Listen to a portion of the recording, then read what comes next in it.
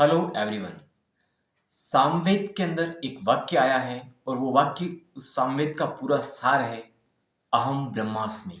अहम ब्रह्मास्मि जिसका अर्थ होता है खुद को ईश्वरी तत्व समझना, अपने आप को ईश्वर के समकक्ष या ईश्वर के समान समझना। ये शब्द हमें सेल्फ रेस्पेक्ट कराता है। सेल्फ रेस्पेक्ट यानी खुद की नज़रों में खुद की इज्जत। फ्रेंड्स, अगर आप खुद की इज्जत नहीं करते हैं तो कोई दूसरा भी कभी आपकी इज्जत नहीं करेगा। सेल्फ रेस्पेक्ट नहीं होने का प्रमुख कारण है कि इंसान अपने आप को कम योग्य समझता है और दूसरों को ज़्यादा काबिल समझता है, जबकि ऐसा नहीं है। सेल्फ रेस्पेक्ट करने से आप निराशा और ये कमज़ोरी होती है, जो एंजाइटी होती है, उससे बाहर निकलते हैं और अपने आप को प्रेजेंट करते हैं। कोई भी इंसान जन्म से सीखकर या काबिल पैदा नहीं होता है। आप अगर देखें उन महान शख्सियतों की ज़िंदगी का विश्लेषण करें तो आप पाएंगे कि जन्म से वो इंसान उतने काबिल भी नहीं थे जितने कि आप हैं। लेकिन उन लोगों ने खुद को, अपने आप को इस बात का विश्वास दिलाया कि मैं काबिल हूँ, मैं योग्य हूँ या मैं योग्य बन सकता हूँ।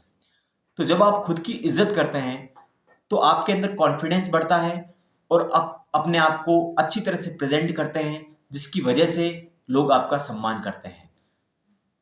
क्योंकि जब आप सम्मान करते हैं तो आपके अंदर जो और भी दूसरे जो गुण हैं वो भी प्रकट होकर के बाहर आते हैं। तो फ्रेंड्स, हमेशा खुद का सम्मान करें और आप काबिल हैं।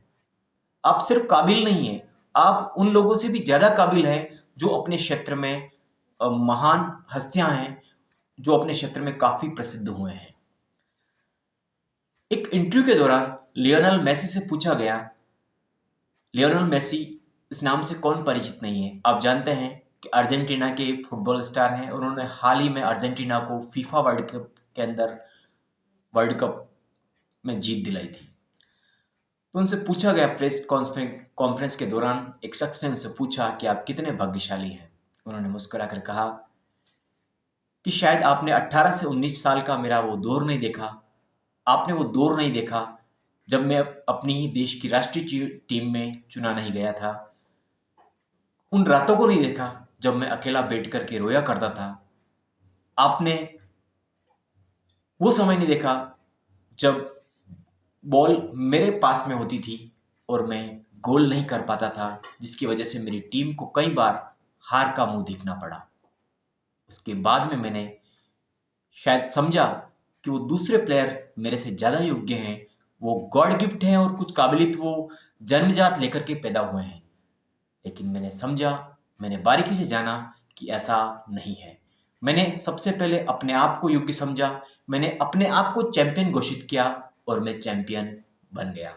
तो फ्रेंड्स, मैं यही कहना चाहता हूँ कि आपकी किस्मत की कलम आपके हाथ में है।